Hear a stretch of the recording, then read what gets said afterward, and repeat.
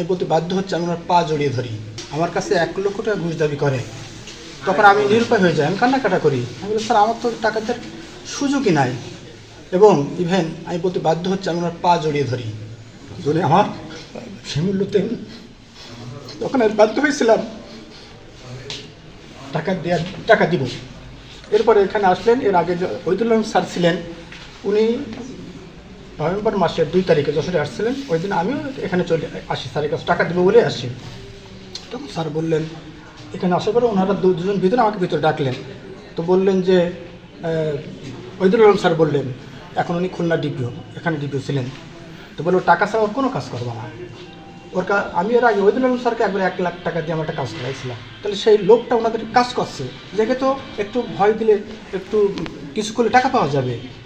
তখন আমি বাধ্য হয়ে ওই স্যারের উপস্থিতিতে আমি 50,000 টাকা দিলাম। এরপরে ওই যে 50,000, আমার বন্ধুটা ফাইল আছে, আমার বন্ধু মারা গেছে 15 সালে, 19 সাল তার ফাইল প্রস্তুত করছে পেনশনের, সেই ফাইলটা আজও প্রস্তুত হয়নি, পড়ে রয়েছে। আমি স্যারকে রিকোয়েস্ট করলাম যে স্যার আমার ওই ফাইলটা ছেড়ে দেন। বলে ওখানেও 1 লাখ টাকা লাগবে, তা 2 লাখ টাকা। সেই টাকা আমি 30,000 টাকা দিলাম। আমি 80,000 টাকা পেড করে দিয়েছি। আজকের ঘটনাটা একটু বলেন।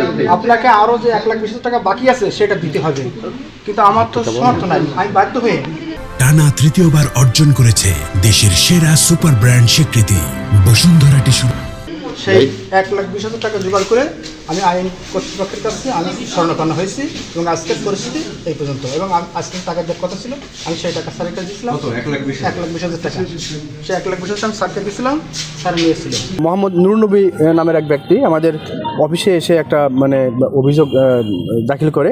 এবং অভিযোগের বিষয়বস্তু ছিল যে তার ওয়াইফ বেশ কিছুদিন আগে মারা যায়। তার ওয়াইফের যে বেতন সমতাকরণ এবং পেনশন কেসটা জেলা প্রাথমিক শিক্ষা অফিসার যশোরে এরা আটকে রাখা হয়। একইভাবে তার এক বন্ধু মারা গেছে, তারও এই যে পেনশন কেসটা আটকে রাখা হয়। এই ব্যাপারে উনি জেলা প্রাথমিক শিক্ষা অফিসার জনাব মোহাম্মদ আশরাফুল আলমের সঙ্গে একাধিকবার যোগাযোগ করেছেন। এবং এর আগে উনি যেটা বলেছেন যে উনি এর আগে বেশ কয়েকবার ওনাকে ঘুষ দিয়েছেন। তারপরে উনি বলেছে যে আমাদেরকে আরও টাকা দিতে হবে।